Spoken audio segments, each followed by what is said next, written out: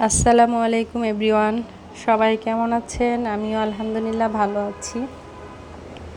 আজকে হঠাৎ করে মনে হলো যে একটু সাজের পিঠা বানাই, তো যা মনে হলো তাই করে ফেললাম। বসে পড়লাম সাজের পিঠা বানাতে। আমার আগেরই চালের গুঁড়া ছিল, সব কিছু রেডি ছিল, এজন্য বানিয়ে ফেলেছি।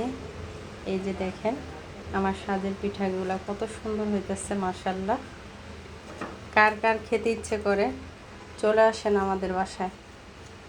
গরম গরম সাজের পিঠা গরুর মাংসের ঝোল দিয়ে, এটা কার কার পছন্দ একটু জানাবেন সবাই কমেন্ট করে। আমার হাতে সাজের পিঠাটা আসলে অনেক সুন্দর হয়। এই যে খুব সুন্দর হয়েছে, নরম হয়েছে,